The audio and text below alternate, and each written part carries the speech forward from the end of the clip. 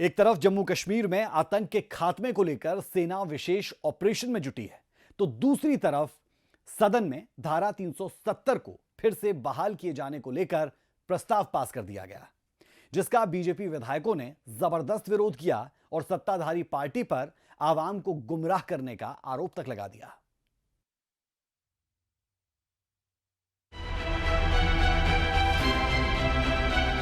देश की संसद ने 5 अगस्त 2019 को जम्मू कश्मीर से धारा 370 को हमेशा के लिए हटा दिया था। केंद्र सरकार की इसके पीछे दलील है कि इसके खात्मे से जम्मू कश्मीर देश के अन्य हिस्सों से जुड़ेगा, जिससे विकास कार्य में तेजी आएगी। लेकिन जम्मू कश्मीर की क्षेत्रीय पार्टियों ने हमेशा इसका विरोध किया और अब जबकि प्रदेश में नेशनल कॉन्फ्रेंस की सरकार है, विधानसभा सत्र के तीसरे दिन फिर से धारा 370 की बहाली को लेकर प्रस्ताव पास कर दिया गया है।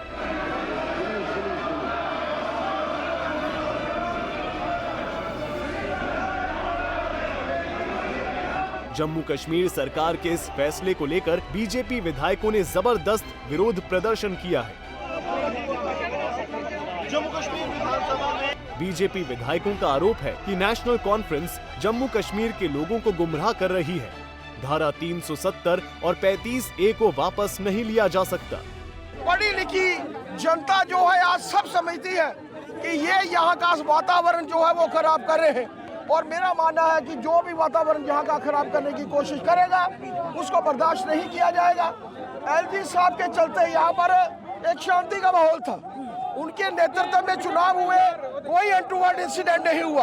आज ये उन घटनाओं की तरफ से लोगों का ध्यान बटाना चाहते हैं, यहाँ का वातावरण जो है वो खराब करना चाहते हैं। हमेशा से लेकर देश के हित में लड़ाई लड़ती है, समाज के हित में लड़ाई लड़ती है, प्रदेश के हित में लड़ाई लड़ती है, और हमेशा से हम लोग जहाँ भी अहित की बात आती है प्रदेश के, हम सड़कों के ऊपर आते हैं। आज आपने देखा है, आज हम मेंबरशिप की हमारी ड्राइव थी, वो मीटिंग थी, लेकिन उस मीटिंग को छोड़कर हम लोगों ने प्रदेश का हित हो। कश्मीर में देशद्रोही एजेंडे पर नेशनल कॉन्फ्रेंस और कांग्रेस पार्टी काम कर रही है।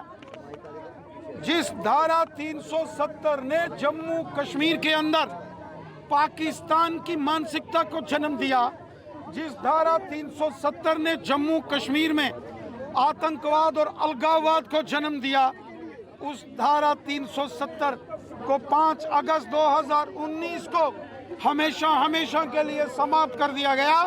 लेकिन एक साजिश के तहत नेशनल कॉन्फ्रेंस और कांग्रेस ने एक बार फिर कश्मीर के अंदर विधानसभा में धारा 370 का रेजोल्यूशन लाना, यह दिखाता है कि इस सरकार की मानसिकता देशद्रोही मानसिकता है। वहीं पीडीपी नेता महबूबा मुफ्ती ने धारा 370 के प्रस्ताव पर सवाल उठाया है। उन्होंने कहा है कि इस प्रस्ताव को आधे मन से लाया गया है, जिसमें दृढ़ विश्वास की कमी दिखती है। जो रेजोल्यूशन लाया है, अनफॉर्चुनेटली उसमें कहीं भी ये नहीं कहा गया कि हम मुखालिफत करते हैं 2019 में जो फैसला हुआ है, न ये कहा गया है कि 370 को रेस्टोर करो, बल्कि ये कहा है कि हमारा कंसर्न है, इस पे डायलॉग होना चाहिए। किसके साथ डायलॉग होना चाहिए? बीजेपी के रिप्रेजेंटेटिव्स के साथ डायलॉग होना चाहिए। किसके साथ डायलॉग होना चाहिए? जिन्होंने आज भी इसकी मुखालफत की, उनके साथ डायलॉग होना चाहिए। तो मैं समझती हूँ कि जो पीडीपी का रेजोल्यूशन था वो बेहतर था। ये जो आज सरकार की तरफ से रेजोल्यूशन आया है, इसकी लैंग्वेज बेहतर हो सकती थी कि इसमें ये कहा जा सकता था, जैसे पीडीपी रेजोल्यूशन में था कि जो 2019 में फैसला किया गया हम उसकी मुखालिफत करते हैं, उसको कंडेम करते हैं, और साथ ही में ये कहा जाता कि ये जो हाउस है ये रिजॉल्व करता है।